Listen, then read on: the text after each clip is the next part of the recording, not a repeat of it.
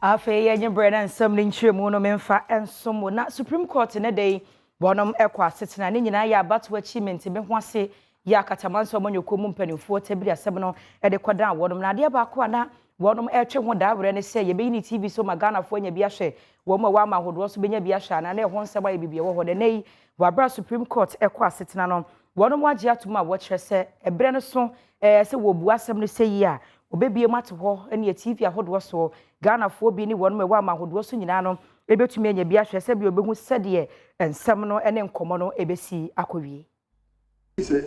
We put you to your election. Yes.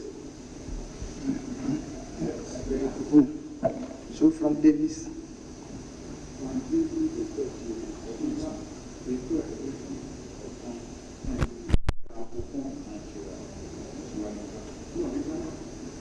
That's more than you have exceeded the limit. Should be 4.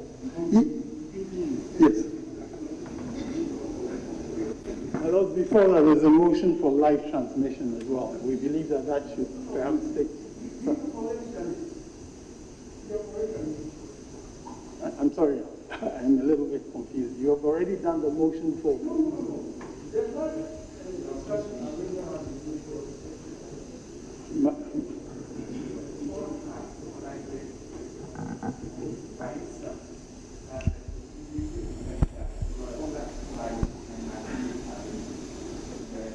So rule that such arrangements should be based on an application to the court rather than an administrative decision. In the case of the election petition in 2012-2013, there seemed to have been an administrative decision made earlier, and then that was brought before the court itself, because presumably somebody realized that that administrative decision was not particularly appropriate. And so before the court, the matter was considered. So what I just want to understand is it that the court has decided that ahead? It's quite clear that in the petition as filed, in a couple of places where we should have read first respondent, we read the other way. And we're seeking to make clear that, for instance, we're not asking for a runoff election between the Electoral Commission and the first respondent. That's, clearly obvious. Yes, my lords. Well, Lords, I looked at Form 30 in the rules of the court. No, we want you to look at what has been filed. What has been filed? You see? The invocation of this court's jurisdiction, the process. The originating process. Let's accept it and proceed with it. That is very well. Have you made a mistake before in life? That is so. We all make mistakes. And that is why we believe that the petitioner should have been more kind of the innocuous errors made by the first respondent.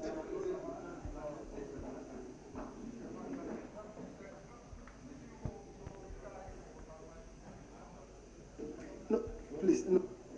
But my lords, may I make the point then that the applicant will be required to amend again certain of the statements in the proposed amendment. Yes, ma'am. Please, you are not conducting their case Very well. for them. Very well. They have gone through the process they found. They have come to realize that they were. So they are seeking the leave of the court to amend. Who says you can amend once? Very well. Oh. We have considered the application for you to amend the petition file. We notice that the applicant is just seeking you to amend the petition for the apparent of the petition. You have looked at the nature of the amendment and as it does not change the nature of the petitioner's case, we grant the amendment in the 10th place. Let the amended process be filed by the close of the day before 4:12 p.m. today. Yes. the respondents are at liberty to amend their respective answers to the petition on or before 4 p.m. tomorrow, Friday, the 15th of January 2021. The petition is thus adjourned to Tuesday, the 19th of January 2021. The motion for live telecast of the proceedings is hereby struck as moot. Yes. Almost grateful. And I believe that the Tuesday sitting will be the commencement of the pre-trial case manager. There. Most grateful.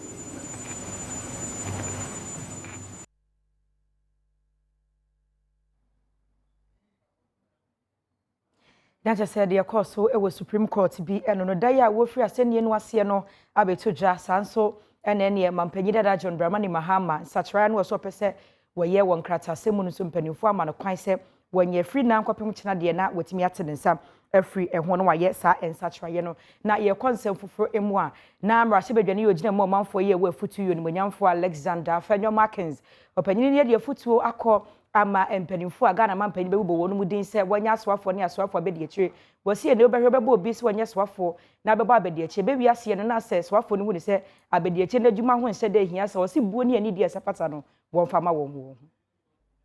going forward no a mampanyi no ba appoint ministers na MCs na chief executives miru se ahobrasim me ya bofra bo party no so we appoint to board chairman nzeme bi wo hɔ a na okodo a ɔyɛ asefim ɔmahin iye board chairman obi so ye chief executive muntumi ye dwuma mbom ina atwerku gengen on boyen two iye minister obi ye MP when you the privilege of being a minister in Masonic terms also we are all sprung from the same stock partakers of the same nature and sharers in the same hope. Although distinctions amongst men exist for the purpose of subordination, ought not eminence of situation make you feel superior over the other. For he who is placed at the lowest ebb of fortune's wheel is equally entitled to our regard. I am saying, say, a minister, now we appoint to be there or a deputy minister, we share the same fortune. All right. And yet, the Nimpa no but na one a paper 1 week in Pona wire frustrated. So likewise, the reversal is that if you get the privilege to also be a deputy minister, don't undermine. Of course, but why do you undermine? You can't undermine and the one person a dig go trap it, one person you don't have to undermine. It's unconscionable. Why do you undermine your superior, your boss? Young consent for emu anaso ye ya wonom na hwe ne amahodo so ntem enkita hudie ho nsam so ene o mababo ntia wo kire se amanyoku ahodo ne ku ahodo ye wo mayi mu a wonom pese ebreso na so mampanyi dada eye Jerry John Rollins se mpanifo onom ne hu sikasa wotimi kono okohwe bie no wonfa wonom ho nsam no on details ahodo mra ansa na yie da no wadru mpanifo kire mu abosumi ewomi ne da ye to so aduonu na ekopem aduonu enson na wode Ghana mampanyi dada ebetompem Enka ne mampanyi Jerry John Rollins na yi no sese wode akɔhye apapambo so me de to so aduonu nan kosi aduonu nson saa da yi a abeto dwa yi asoya yɛhwɛ amanone ho nsɛm ena de krata bi ebeto abonten a wode kɔma international community and diplomatic missions ɛkyerɛ nhyehyɛ yawodo a waye a wode bɛkora enka ne mampanyi Jerry John Rollins asoya no ɛkyerɛ mu a wode na mu no ebeto mpam apapambo so me da ɛto so aduonu nan kosi aduonu nsia ɛwɔ Accra International Conference Center anopa no nkono kosi anwumre no num da bia abusiafo ene organizing committee ɔsoafa wɔhwɛ amanebo ho nsɛm so kojo pon kroma ene semtrefo edi nhyiamu ene odi tu dwa se sɛde obesi amakwan ama enipa ababɛhwɛ mu no ebegyina amanebo a obenya ede free asoye no ɛho ifitiase no no wɔtwe heads of security agencies any leaders of political parties and some general public ena ebe babi jam no abetwa no prosin fiti no wɔtwe no yesre nkuo ahodo a omo edi kan ma so ate so omo nyomba benjam ni bi se ye wo pon ba ko conference center say moma yehu ekuo na yebema moanya bebia moso mobedi e wo saa prosin ya eba betwa na itwato no emu political parties volunteer groups ni ade esrese mama ya so ntene enye se adwuma no Enwachi Osaka de toaso say Ghana mampanyi na Nadanko Akufo-Addo ene mampanyi na bedi akire Dr. Mahmoud Bawumia enkane amampanimfo emrasebedwafo ene atemuafo a ewo Supreme Court nyina opepon bosomeda etoso aduonu nsia afempinu ene aduonu baako mu ene obekọ honom ene nakodi nkra de twato okra Banada 26th of January no kunomba omampani na Nadanko Akufo-Addo ne na bedi akire ene Ghana mampani a abesen ko etiase obso eba bitwa no proceed ansana heads of constitutional bodies so ababe jamano ebono ndua parliament ababe jamano speaker any former speakers and some members of parliament ababe jamano nomdu ebodu mienu a chief justice former chief justices of the Supreme Court ababe jamano ebo duba kwa former chairman and members of the Council of State former ministers of state so ababe jamano ebono mienu a diplomatic corps eba be jamano ansana bo no miensa nana matina nkonwa eni ahemfo so abepese ba be jamano no aba be jamano 27th ukwara no Black Star Square the entire Independence Square no eho ena yebeye neyi kese asrafo yi sanse na oye commander in chief of the Ghana Armed Forces nti poto kasem you say a full military burial led by the Ghana Armed Forces. Yan konsem fufuro emu ana nananom atena nkonwa ene mabunu bia wonom ewola ene de ne asase dantambe ekano ahenu ne aduonum wonom akwakofa wade adi susanse wochiremu afietwa mu November bosomeni mu wa afimpinu ne aduonum mu no asoye wonom na hwensa ase ni mu adodode ansam so wo mo atwe ho manso amene asoye ne bu ase nananom atena nkonwa ye wo mo ewola womo nkofa eye lakpeleju asase ni so menam so menei wo kire wani so e de akire Ghana mampanyi asase no wode wade ama wono Oninsem trefo edi nhyiamu ena okyerɛkyerɛfo ene kasamafo edema Coalition of La Associations Jeffrey Tete editu dwase esanse aban no ede wonsase ama wono munti enya de obema kwan ama asrafo ene estate developers ede wonsase no aye bia na woma kwan se won task force fo enkobo wonsase ne ho ban se de be ya obia entimi emisi dan bia ewo so. On the 4th of December our chiefs were invited to go and sign the MOU for the release of the land. Now, Anopana Ombekono, Omunya call says some of the ministers and the directors who are supposed to be involved, some of them have gone on campaign tours. And Omun to me, Embe sign, so they should hold on. So they held on. But Yatwen Saya, who say, Soja Fonu, the machines are Baha, Assassina, the Amala Fonu, they have brought machines onto the land and they are grading portions of land. So we wrote back to the ministry and told them that Yensu, we are going to take possession because they have told us it is us. It's just left with the paperwork. The ministry has not said anything, and we know that silence means consent. And the people of La have actually marched onto the land, and we have taken possession of the land, pending the signing of the document. Now, as you can see, a couple of weeks ago,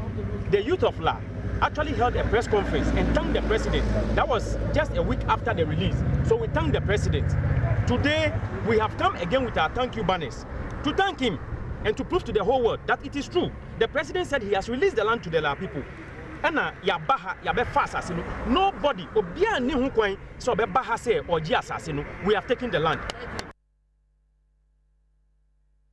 Na ye mesini kopiem wa Kuapem South e wapoye mantam ni mukroba akohye ho ya ye frɛ no eye pokrom ensaba na akuafo wo ho ani abre pa sanse wo kyeremu a wafu a wadi mfie bebre adɔ na bra so so obete so no opanyini bi di langat abegu ho na ne wadi nnuro apeti wonfo ni nyina so sa asase no gwato wadi ba be si dan no nam so ma me no wokasement me ho ase ama no ho me so e wo mpotem ho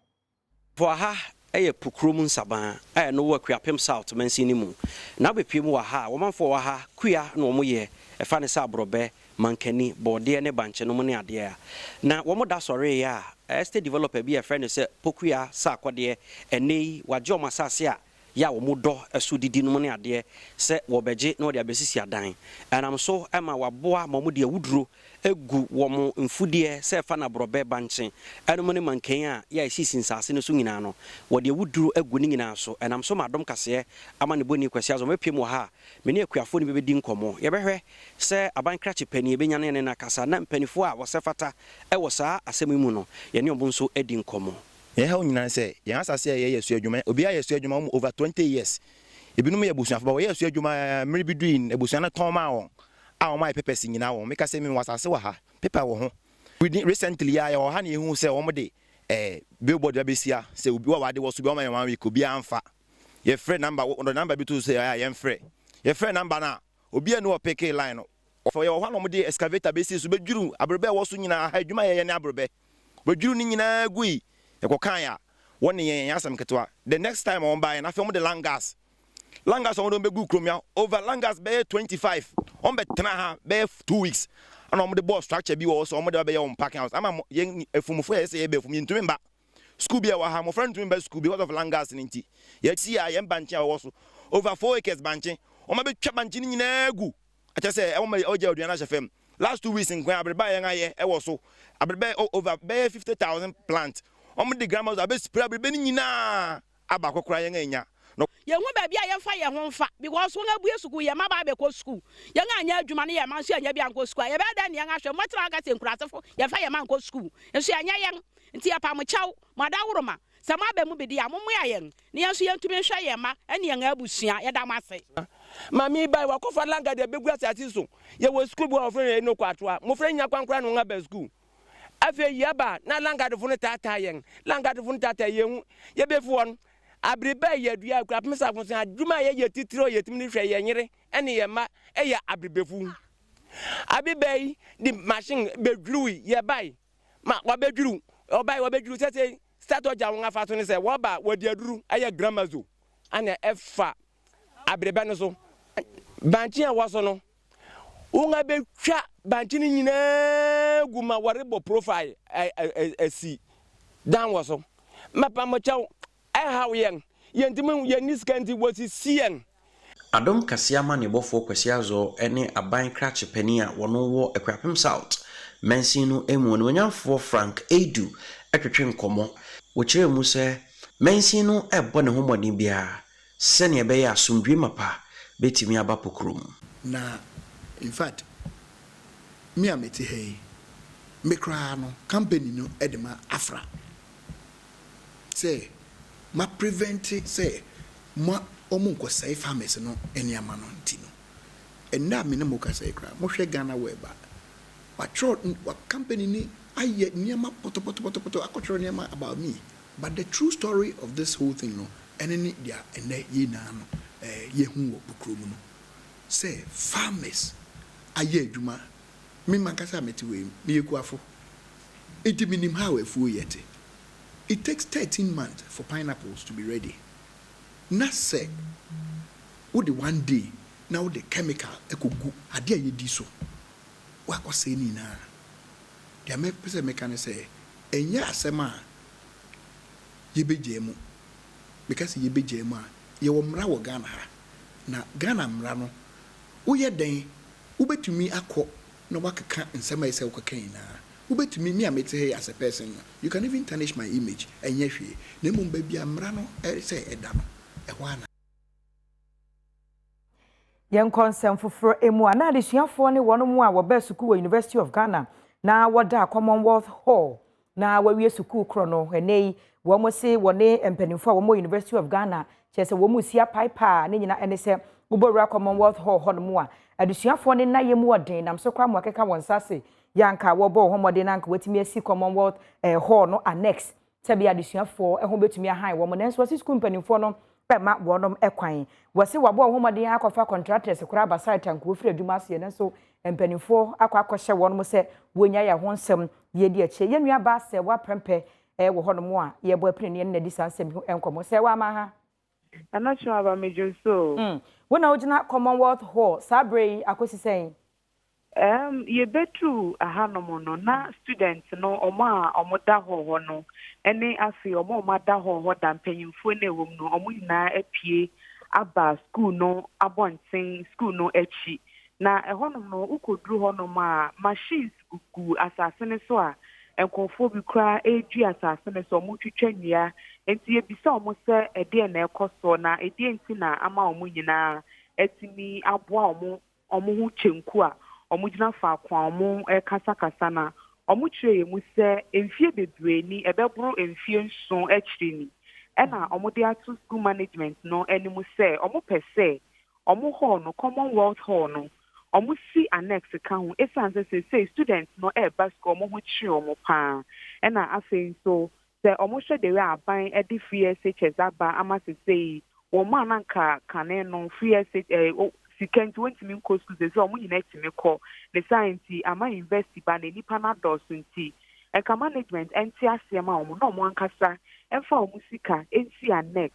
ɛma school no nanka wɔn bɛba bɛda Commonwealth hɔnom no nanka ɔmo de ɔmo aguɔ nanso ɔmo abɔ management akyi saa da bi ada ɔmo ɛmpɛ sɛ ɔmo bɛpene ama ɔmo asi ɛdan no na ɔmo akyerɛ mu a ɔmo ankasa na keka ɔmo nsa ase ɛna afei nso ɔmo kɔ aburokyire ne mpanyinfo bi a ɔmo ada hɔnom pɛn no ɛna ɔmo ne ɔmo ɛkɔ kasa na ɔmo ma ɔmo sika no bi nti sɛ si ana ɔmo ɛwɔ hɔnom no sika ɛsɛ sɛ ɔmo de gyina ɛdan no so esi wie no ɔmo wɔ sɛ sika no nyinaa wɔ hɔnom ɔmo ahyɛ aseɛ agugu nnua na ɔmo se sɛsi ano reason na management na ɛwɔ sukuu no mu de ama ɔmo ne sɛ nnua na ɔmo gugu no ɛyɛ adeɛ bi a ɛsɛe environment no ɛna ɔmo nso sɛ ɔmo nti aseɛ sɛ management ɛka saa esan sɛ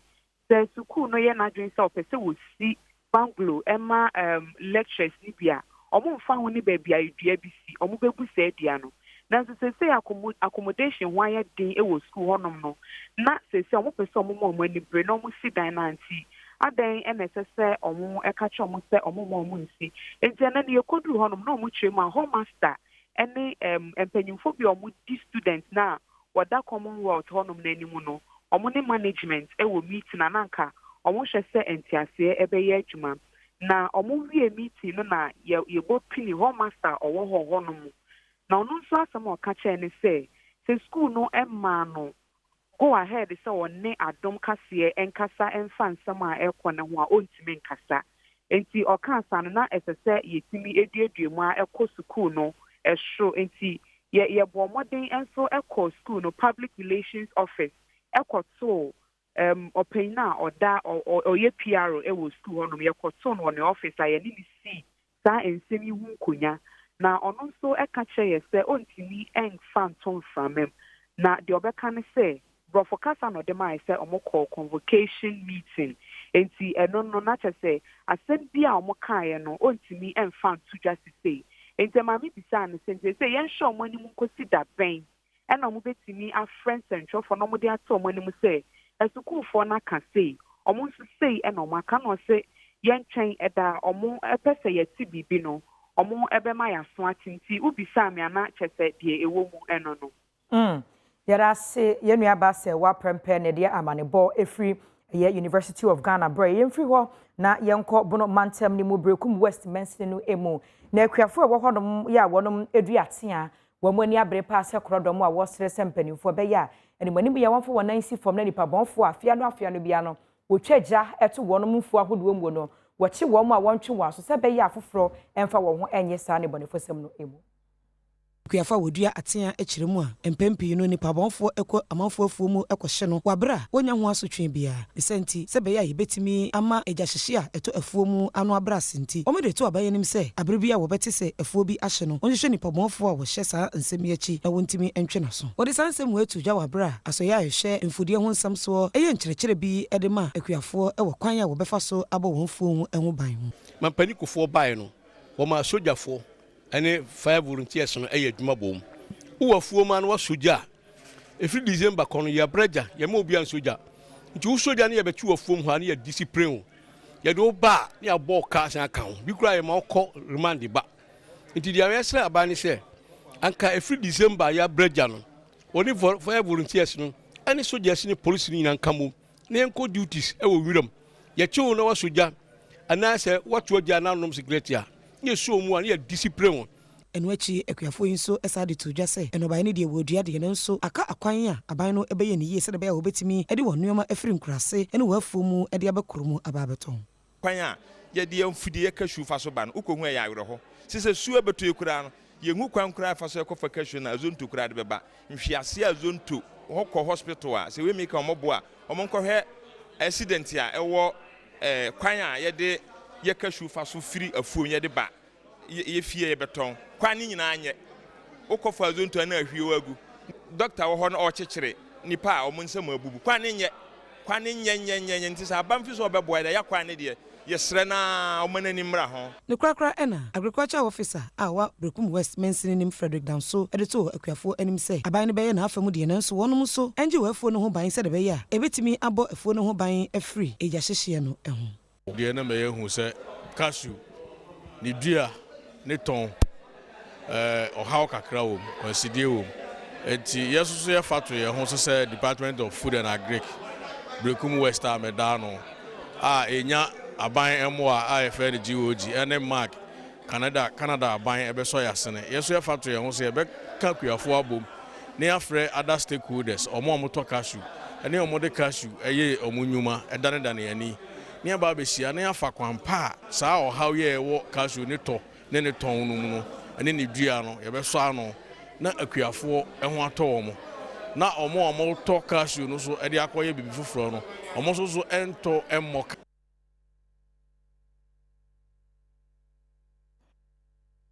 Mniye mesini kopie mu ewoye kentampo na abrantie Emran Alhassan ya wanya mfinhie aduonu ye no ade na me kase eboso to mu anim se hyan ya no ne nua panyi de nam komuni ma wokọ kase empanimfo ya wodom eye adwumodum je adwumakuo mu nyina beboa don ripi ama wodom etumi ya abrantie ne so abrahosam ne se wo abrode no eduru kentampo mansina ya resabia no na abrantie ato nananom ewonse do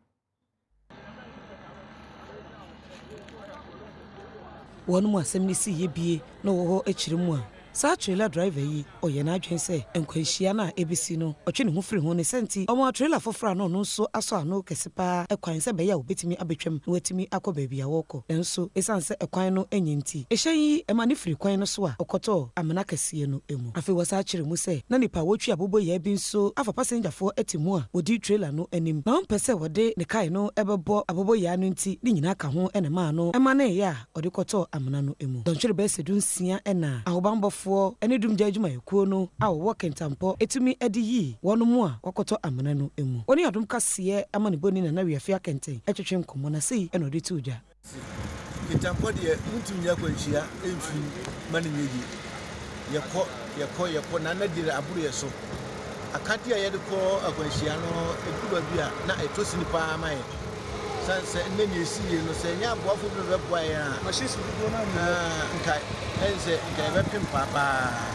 nanso on beboa yintino ana etuye emfie aye ko akwanhia no enye kura ajada se kintambo aye babia akwanhia ka se kasi pa nanso emfie aye ko akwanhia na se ko dumadie no emmoa kura yebe fasa kwanye so asre painful abani sabio wona wi o musambia omomu a intampo sanse kasia etwam ha kasia nya kwanhia wa ha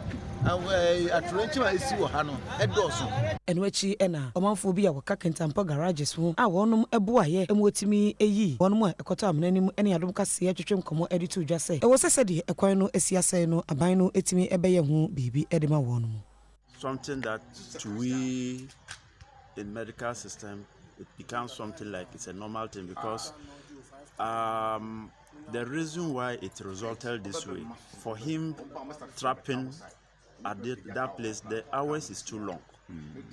The hours is too long. And he has gone into shock about 3 times. And still, we're not able to take him out. We did our best. We administer oxygen, tried to give him energy with glucose and all those things on that field. But it's unfortunate. But it's been happening. But this particular situation is too much. It has taken a very long time. That is what resulted in this. You know,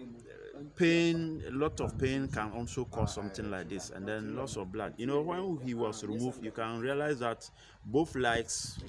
were. Ebusia de aduru so no ya Adom trotro ye nua Barbara fi woginamu waboso kan ya wo hwe no wabuso omanfo binom se abatu achi ya akopie mo Supreme Court dien na wo hwe ni muti ya Barbara so mame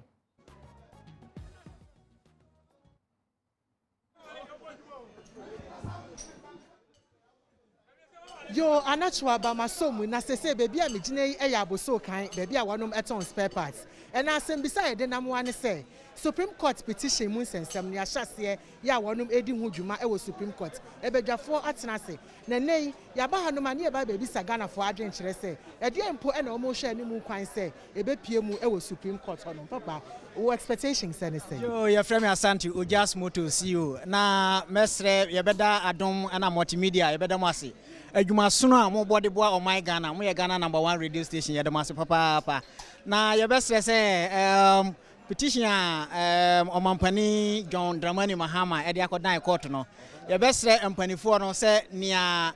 omo hwehwem a de asem ne da bia no omo fa nto ho.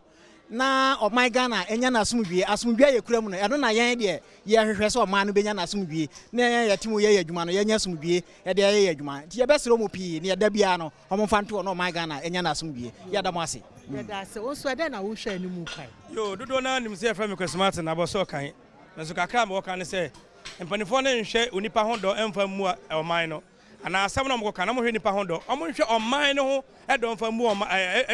menye like petition ma ye no mo hwese na nema bia be koyie amayen because omodo mo ma yen kwala na edi echi ne ye de ne asem no nto mo hwe yen kwala na ye o ma anum no emfa fa atente ne nima asem na ngase o mo kodi no me so de o me wakan no me da wase. Thank you Anthony Aboso kan eke bodio aha me so kakra me kan say na ka me ko na ka hu nya sa dwo Mahama ne krofo o me sa no echa sa bam no obi enu say eye fenchem enam ne kwa so to aboni bia nya dai enim na so wase anya ne de wa dai wode ko okay eye ye nyina ye hwe de ba dai e be piem na se de me bladi ka kan no ye nyina sundwe ne ye dai ye hwehwe se de on be tu bia amna pepepe na se de de no de Mahama na se edun katia obedi nkuguo e onya medi meme aha me so ya fra me bad man e wa aboso kan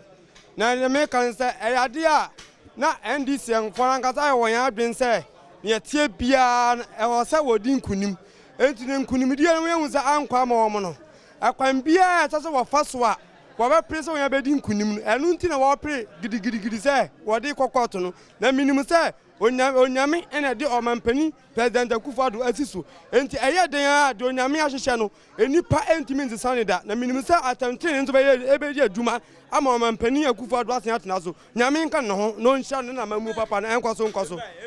yo Mr. Prime Minister na si edu kakra me kan say eye court petitions no eye 2012 ye nyina ye hu bi because a court ye hu ba bi onoma na enka polling station ni ho but omu create polling station in ma ebe favor NDC adentina 2020 ye kwato aba no de eye former president say on tiase or they call Supreme Court na no achi no nim so a leader normal demonstrations ne ma basa e call so o manum a leader obedi o man so we ye dem o man ne bo wase o manager pade bebre ansa wo de court sa ajapade na ase no ono na di ni bottom ska be siesie abema nchimba na ase o man na sika de kakra me kan say aboa opramre ni kosua enhwane ami onipa me fa ho dan se ne sense ebe na mebu owo de wa mawiase ami onipa me mfa ne ho hwe because me mpa bo no kra se o mawiase enti o mapanyi mama ope ade ne de akwatia no yo me so na fami anka magimi Aboso kan de me kan say ase educate ya kan say any idiot can go to court na onim say e betwa bebo no sa no kan na e fine pa enti so mo court ya o mo nyu o mo tim say court no o mo kọ no say idiot for na kwade ya na o mo ye idiot enya me na me ka o de o kan ya so those year bi ya o kan say no idiot can go to court no e so onim say sa de no etimi ya sa adwuma de a ene ye hwa mo anim so mo court na me so court mo kọ ne court ne say da ho e so mo kọ mo ho so mo hwe enipa nim so de say so wan court a obi hu say court no e ya adwuma e court mo kọ ne me de me finish say e fine na nkwasafo ne court de a ye hwe onim court na judge ko obedi asem no ye hu say won so onim court mra na what say educatia say Ghana enya ne dia ento okasa ya o me hu say Ghana edom na ye dia nya o say educatia dia me da mo ase me chia me mame ewo achim jejeti me ofo ko say so me chia no bye bye ya kire ya dwen na enye cassette a ye nyina retimi kire ya dwen mbacho ye fra me ataban ni Aboso kan na kakra ma kan say em say nya bledi kan a ye dia abato ho nsɛmsɛm akwadan court ni mesre omampani John Dramani Mahama say nye besre no say nye baba bia no on Jintum because Nanado Brebi also the big Kodan court. The same thing a Brebi by Emmy Buasamano, Senior Tibia, Nana Fan Sama some J. criminal, Yadasu Krim, and yes, and there on the Snabbusiness also the big quarter. I'm say, or did you court in the moon, enter or there some Kodan court. Into your best said, near court no, Bakabiano, also non Jintum, 74 years. On your in your may say Yamipe, so Bassiaba, or Bassiaba. Say a Yami person on sign baby ma on sign back. And your best say on be baby Befi court about did you when you were Munti and or the alcohol. And the Befma baby on Jintum, name cousin Crayas dream. I'm not sure about Oma Omotowa dear Ewa has say and I do want to imagine at Tujano. And it's your Aboso can yen in Ayabe Kayan Wabum said your baby and I mean Adam te Ekano. And you're over to you, Jolate. Young consent for Emuana or Mampenida da John, Najakum Kufo, and the Futo Yemu, the Accordia Mamma Shebedrum, Acha for Alban, Kingsford, Sumana Babin. Say, when a Ghana Mampen, Yajan, Cromu, my son said, a free sabri, I said your mindy Bubesia Conosa Pepe, and a Ghana for Beresso, now what the Atu about fear, a dear enemy. In national Kobase Parliament. Now Speaker of Parliament, I say, of your position, neighbor. Nature of politics will be up a power. And the opposition for a woman are buying no Juma, Ama, Mrayoni, and Mamona Quenim, Tinipa and Nevos. But the Kura woman say, Unia be our politics. What he says, oh, yeah. To help govern the nation. So we are my mind, ne mamuno, a tumpong, we are my mind, a cosro, a conanima. What you say, sir? We say, personal ambition and our party ambition there. Be careful. Some can say executive would be Pashisha Bibiaba. I'm for a society, say a combremo, be my mind. Now send them so person could be identity. I will sabotage this idea. Yes, idea no. Na man for no. Wow, ambition. What's saying? Undermine. And when you say the president can say, I prepared so any funny thing in a bayajman. So it's a consensus in cooperation. Now say to me, yeah, about my Ghana, a mamuna fine power. And say, Chebia, but I said the winner takes all. Just say. To know any idea, nature say, well, a bar, a mano, and Puntu Omuni, Ninshisha, fancy projects in the well, just how you are from. Sunny idea city say, Sabino, a yam, a shania money for the nation as a whole, inclusively. That's opposition cooperative with a bino, no mianisa. But it might be the best. Not speaker, not so. Almost I say. NDC for letting by. Or non experience it in Tanawanyano. May Bompire man. So, but Dinukre Ghana interested in Kwan or the Beshe overseeing Abuama, Fanny Fano at me Abu Moyajma. Excellency, unfortunately, no expert be to say, sir, current setup no. In terms of Mampini appointments, now Omadia to make me predict corruption as I got associate. Or just was so corruption, dear. What the word greed? Greed. G-R-E-E-D. Edufrupe. We could not be greedy. Then it's subai. We subai. Abema we be our undue advantage. Be careful. So you're greedy kura. Because so be better position. Not me fancy sabi on fata. Now say, Oma misika na menkotumano. Unkwa na ukotu abanamano ana. The parliament of, is it 275 people? Legislature. Now, nobody, obi a position, why never copy position of Bakwakuti Amandi, and Nipadomina. And he said, fata. Now, so be the now the man. Send the only I can say the corruption bebano.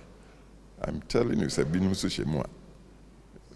Nipakra wokuti and untiminto munina. All right. But yes, and more again. Bonse, the nation will appreciate you. Nemom, o corner be our exclusively open interest. We are nation. That's a cooperation number, consensus number. The nation will see, and you'll be damned. And we are in this, so we are opposition. And interested, even when the government side is doing the right thing, the nation will see and will pay for it. So as now was the NPP. Now, idea is Bianca, Motimia Bibina, Omnimuye. Also, Koyasmona, one advantage, build a firm, and Kanka executive who are from 2 years. And so the nation will see it. And so I am Parliament is one. It's one entity under the Speaker. Yenina mampanyi dada akufo nsem yeso ne na ye homratew ye ba de aketwe ne doso.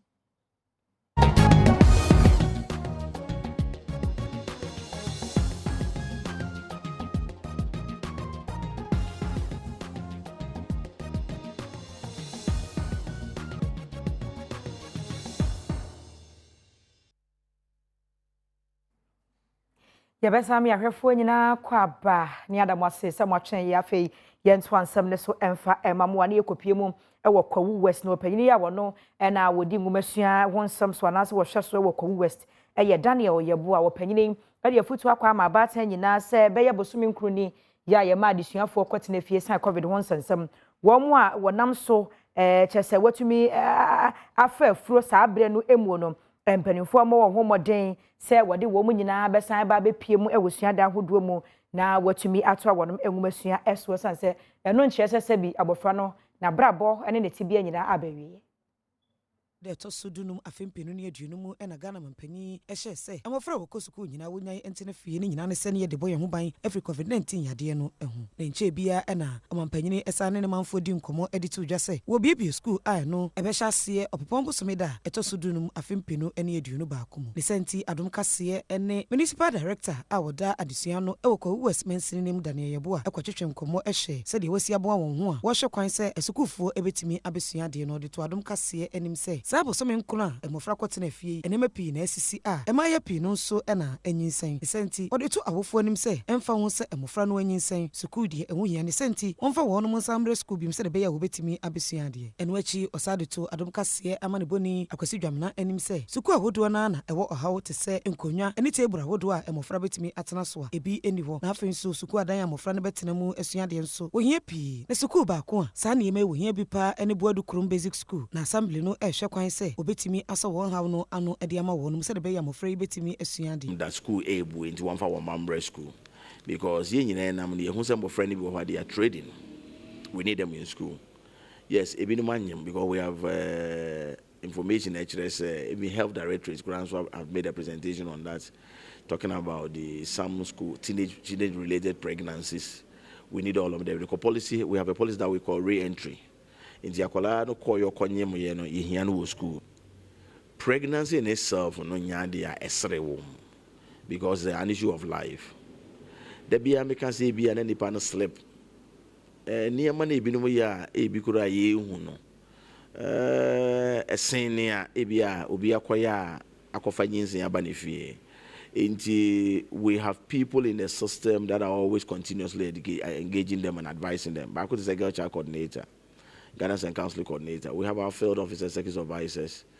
and we have taken it upon ourselves that yes, we're sleep, but that does not mean that should be the end of the life for such individuals. enu achi so suku ahodo bi a ensha abayase edi aprobo no ekoduru honum no odi tudwa se waye krado a wode nhihye ya wodo gu akwa mu a wo hwe kwan se emofra no ebetimi aba school otitre ne a woda private schools association nano ewo Kwawu West ene sechi Albert na odi tudwa se ewo mu se wagba won ho a wode hwe kwan se emofra betimi aba school de nanso wonum nyina embie mum obeye no akuaku se de be ya betimi aba emofra no ho ban edi afiri yade no ehu omatena fie 9 months enti ye be your orientation.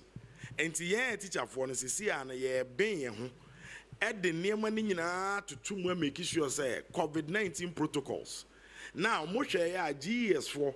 me depend this year to so much that by on be near mapa. On my identify a DB and print be a niguso. Your friend learning loss. And kwalani kwatina fie 9 months and near money be brain echo. And GS was state even to public schools. Except for the first 8 weeks. ye nyina yen hyehyɛ nneɛma a yɛbɛhwɛ kwan a yɛbɛfa so ama nkwalaa no de ɔmahwere no ebetimi abɛhyɛ anan kwakra ɛna mpanimfoɔ bi a wɔdeda suku ahodoɔ bi a ɛnhyɛ abayase ano ɛne awofoɔ bi ɛne adom kaseɛ ɛtwetwe nkɔmmɔ ɛde nsɛm ahodoɔ bi ɛto dwa sɛdeɛ aban hyehyɛ tie no na yɛre na ma ɔhaw aba nanso yɛhyɛ awofoɔ nkran sɛ ɔmkɔma kɔmantɔ yɛ no ɛsiane sɛ yɛde nneɛma to akwan mu ɛm sɛ wobɛhu a yɛ anim asɛ ne ɔvɛnika bucket a yɛ tissue ɛne yɛsɛm no hɔ a obi wɛwura mbrɛ a no ɛyɛ abɔfra anaa parent na wɔhɔ bi aba obɛdi kan ahoro ne nsa yɛafi school yɛma no fi school na nkɔla no tiɛ to be frank yɛn ahofoɔ no ɛho kyere yɛn bisa woba fie kɔ a sɛ wode wobɛbɛgya fie ɛbɛtɔn adeɛ kɔ a no yɛ mo hyehyɛ wo ɛfisɛ mkɔ na dedi kan mena mampani nya adwen papa aso man nkɔla no tena fie ankɔ no bia no ɔte fie o awofo no abɔgye ne nkyena so am ana ɔmo kɔ akyi nti ne kɔ mo kɔ school no a ne nkɛyɛnka ne kɛkɔ anim bɛda no ase ɛnɛ yɛ ɛtɔn gye nei sɛna amanfoɔ ɛhyetɔ no koraa fɛ kɛkɛ nsuro koraa deɛ ɔmampanyi ayɛ no yɛde yɛne gye ho paa fisɛ nkɔla no tena fie afe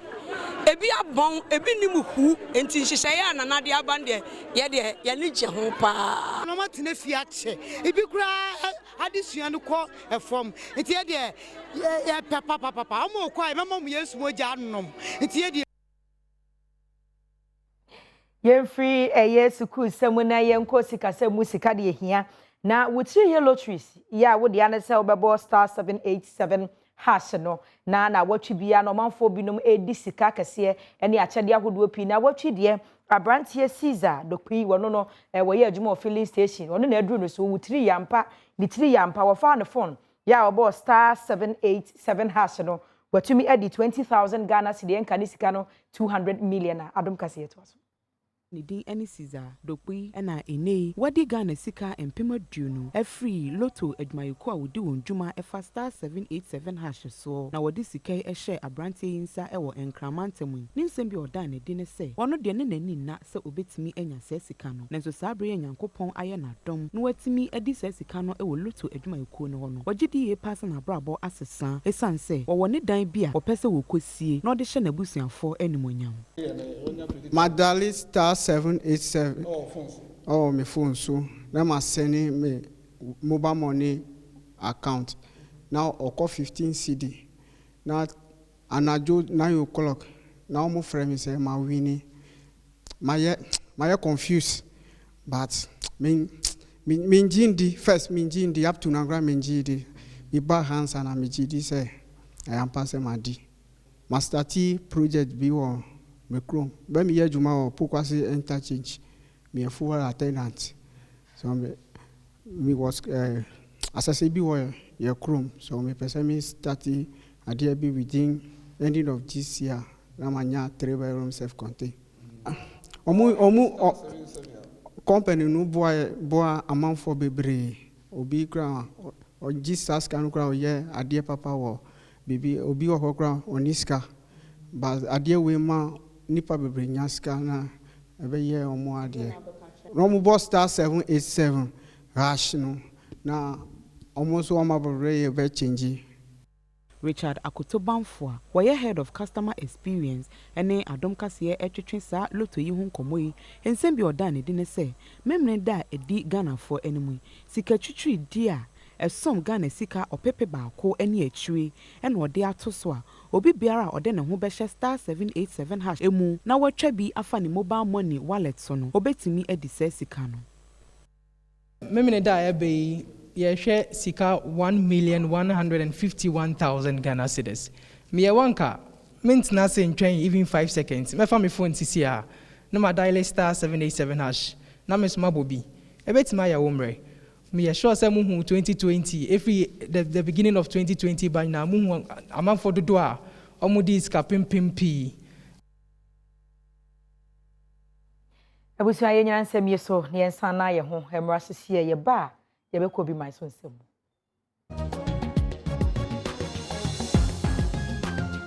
the address one ye ne gidie ensem emunyum tini wandi she ne maame ababonte a wakasa wochese ensem ankrofo keka fa ne ba no se woye nnuro nam so menei depression a che no kra bi ani sansem no